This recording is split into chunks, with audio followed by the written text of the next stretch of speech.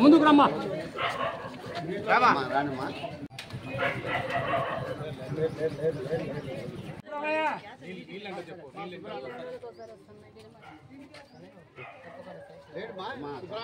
తప్పకుండా వేరమ్మా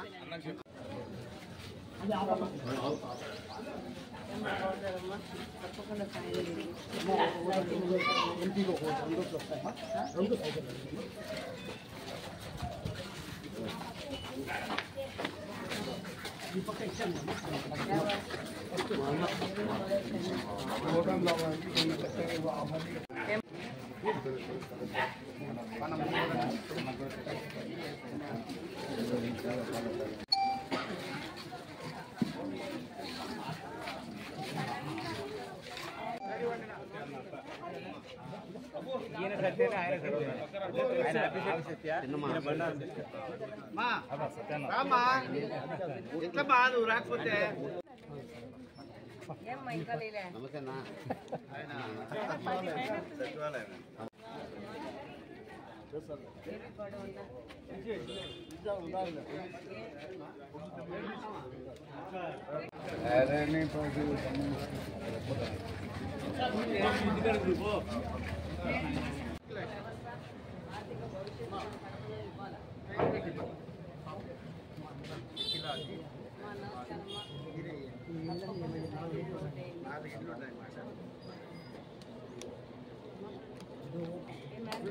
రోజు 25వ డివిజన్లో ఆకుల వీధిలో గడప గడపకి తెలుగుదేశం పార్టీ ఈ ఎన్నికల సందర్భంగా ప్రచారంలోకి దుర్గాప్రసాద్ అన్న, మేము, బండిబాబు అన్న అందరము బీజేపీ నాయకులు కూడా ఈరోజు బీజేపీ నాయకులు తిరుపతి గారితో కలిసి ఈరోజు ప్రచారం చేయడం జరిగింది. ఈరోజు ప్రజల్లో నిశ్శబ్ద విప్లవం ఉంది. వీళ్ళు సైలెంట్ ఓటింగ్ జరిగేది ఉంది చాలా. ఈరోజు ఎలా ఉందంటే 5 సంవత్సరాల నుంచి ఎందుకింత నిశ్శబ్దంగా ఉన్నారు ప్రజలు అనేది, నిశ్శబ్ద విప్లవం ఉంది అనేది మేము ఎందుకు చెప్తున్నామంటే, ఏ విధమైన వాళ్ళ ఒపీనియన్ బయటికి తీసుకొచ్చినా కూడా వాళ్ళ మీద దాడులు చేస్తూ, దౌర్జన్యాలు చేస్తూ ఒక బ్లాక్ మెయిలింగ్, భయం పెట్టే వాతావరణము ఈ వైసీపీ అనేది రాష్ట్రంలో తీసుకొని వచ్చింది. దీనికి మార్పు కావాలా, రాష్ట్రంలో మార్పు కావాలా, కడప నియోజకవర్గంలో కూడా మార్పు కావాలని ప్రజల నినాదము. అందుకే డెఫినెట్గా రేపు తెలుగుదేశం పార్టీ గెలవడము, ఆంధ్రప్రదేశ్లో చంద్రబాబు నాయుడు గారి ఎన్డీఏ కూటమి గెలవడము, అధికారంలోకి రావడము, అధికారంలోకి వచ్చినాక కడప నియోజకవర్గాన్ని మౌలిక వసతుల కల్పనలో కానీ ఈ యొక్క వీళ్ళు మాఫియాల యొక్క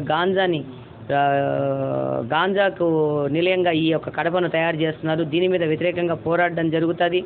కడపను భవిష్యత్ తరాలకు ఒక స్వచ్ఛమైన, శుభ్రమైన, శాంతియుతమైన కడపను తీర్చిదిద్ది ఇస్తామని చెప్పి ఈ సందర్భంగా మేము భరోసా ఇస్తున్నాం. Thank you very much. Kadapa నగరానికి ఒక మహిళా అభ్యర్థిని చంద్రబాబు నాయుడు గారు కేటాయించడం జరిగింది. సో స్త్రీశక్తి, తర్వాత రాజకీయ సమాన అవకాశాలు ఇచ్చే విధంగా ఇవ్వడం జరిగింది. అందుకని మేమంతా ముందుకు వచ్చి మాధవిరెడ్డి గారికి సపోర్ట్ చేయడం కూడా జరుగుతుంది. ఈరోజు తీసుకుంటే ఉద్యోగ అవకాశాలు లేక యువత చాలా నిస్పృహలో ఉన్నారు. చంద్రబాబు నాయుడు గారు కూడా తొలి సంతకం మెగా డిఎస్సీ పైన పెడతామంటున్నారు. దాంతో యువత కూడా ముందుకు వచ్చి ఇక్కడ కడప నగరంలో మాధవిరెడ్డి గారికి ఫుల్ సపోర్ట్ చేస్తున్నారు. ముఖ్యంగా మేము ఇప్పుడు నగరంలో తిరుగుతూ ఉంటే ఎక్కువ యువత ముందుకు వచ్చి మా తొలి ఓటు మీకే అని చెప్పే పరిస్థితి ఉంది. ఇటువంటి పరిస్థితుల్లో ఖచ్చితంగా ఇక్కడ కడపలో తెలుగుదేశం పార్టీ గెలుస్తుంది. అలాగే ఎన్డీఏ కూటమి మనకి రాష్ట్ర ముఖ్యమంత్రిగా చంద్రబాబు నాయుడు మరీ తిరగడం జరుగుతుంది. పరిశ్రమలు రావడం జరుగుతుంది. పరిశ్రమ పోవడం కాదు, రావడం జరుగుతుంది.